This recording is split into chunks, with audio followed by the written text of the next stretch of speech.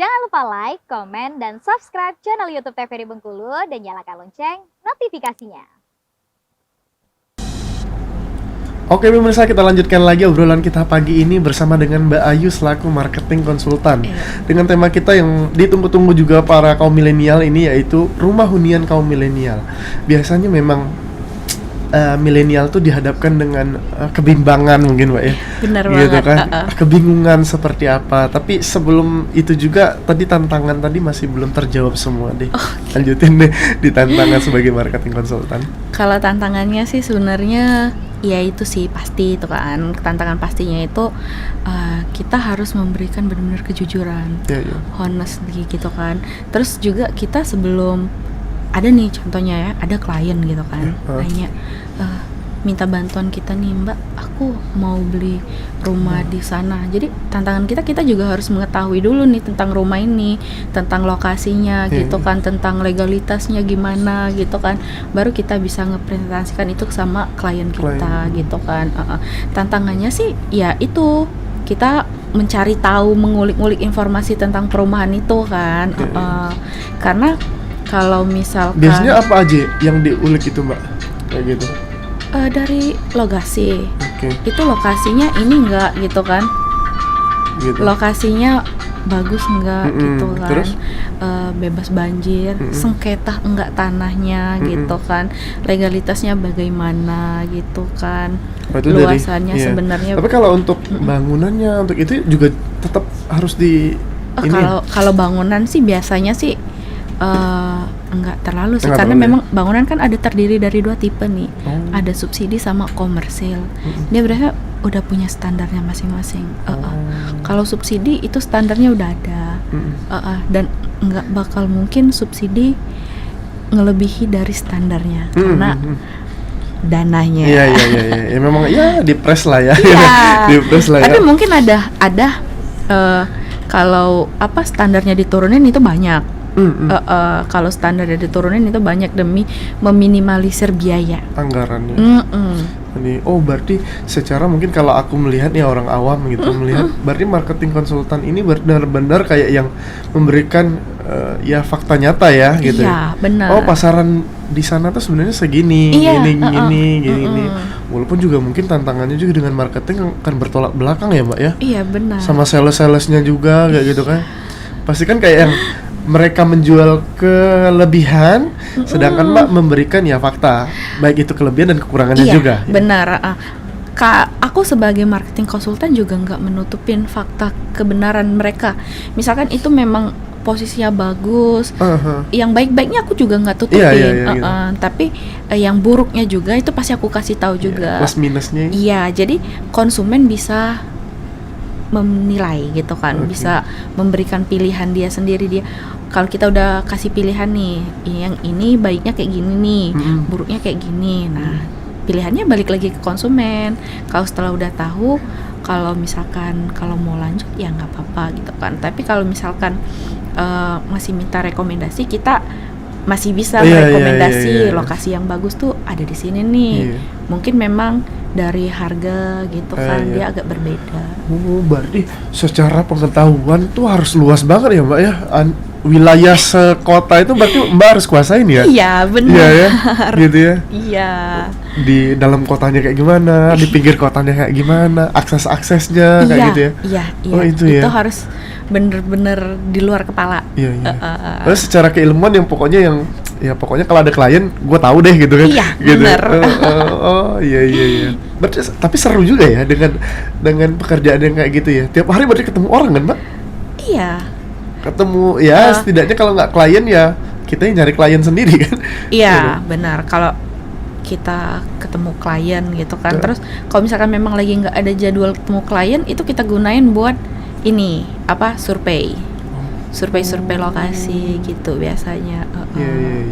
Tapi kalau untuk di kota-kota besar sih biasanya setiap hari pasti ada gitu kan, konsumen yang datang, klien yang datang gitu kan untuk ini konsultasi gitu kan. Karena peminatnya mungkin banyak ya, orang yang mau punya hunian gitu kan, dan punya target lah.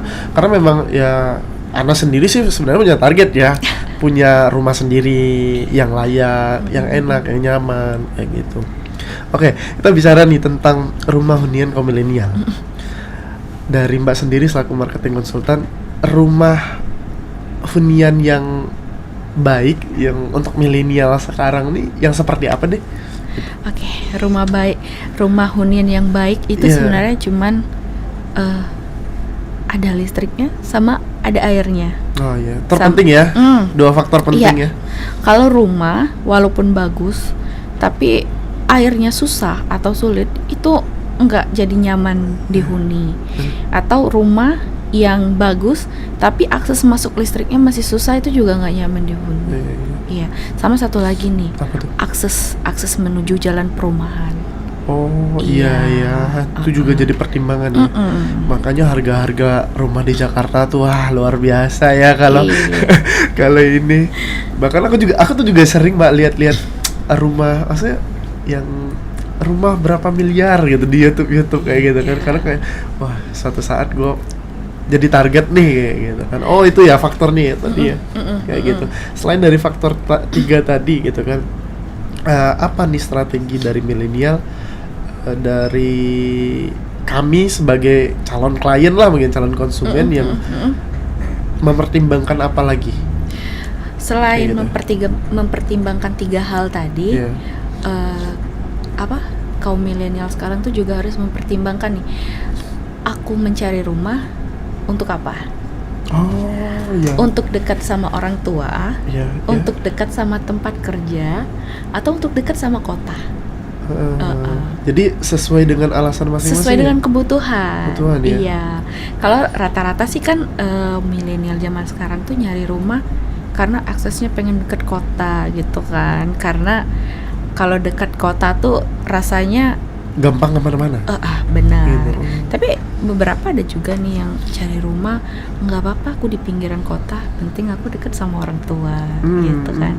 Atau nggak apa-apa di pinggiran kota, penting aku deket sama tempat kerja. Karena rata-rata kan kayak perusahaan-perusahaan jarang ada di tengah kota kan. Rata-rata pasti di pinggiran semua gitu. Tapi itu berbanding terbalik sama budgeting dong, kalau misalnya dalam kota, luar kota gitu ya gitu. Gitu. Gimana tuh pencerahan dari marketing konsultan tuh kayak gitu? Kalau budgeting itu pasti berbeda, setiap daerah itu berbeda. Tapi kalau misalkan kita balik lagi nih ke rumah-rumah tadi kan. Rumah kan ada 2 nih, ada subsidi, ada komersil. Kalau rumah subsidi itu sebenarnya udah ada standarnya, Kak. Apa? Standar harganya. Harganya. Kayaknya kalau sekarang tuh 150 berapa gitu ya. Itu udah ada standarnya. Tapi yang membedakan adalah DP-nya. Iya. Biasa kalau di kota itu DP-nya lumayan gede. Karena developernya ngejual, oh kan ini kan rumah kami kan di daerah kota nih. Iya. Itu yang dijualnya ya sama developernya ya itu. Karena memang kalau rumah di dalam kota itu NJOP-nya udah tinggi. Apa tuh NJOP itu? Aduh, apa ya? Pencerdasan lah pada milenial itu. Kayak izin gitu. Izinnya gitu ya. Legalitasnya lah berarti ya. Iya. Gitu, kurang lebih. NJOP-nya udah tinggi gitu kan. Kalau di pinggiran NJOP-nya masih rendah. Jadi biaya beli tanah nih kayaknya itu. Biaya beli tanahnya kemarin kan izin tanah, izin bangunannya kan masih lumayan rendah gitu kan.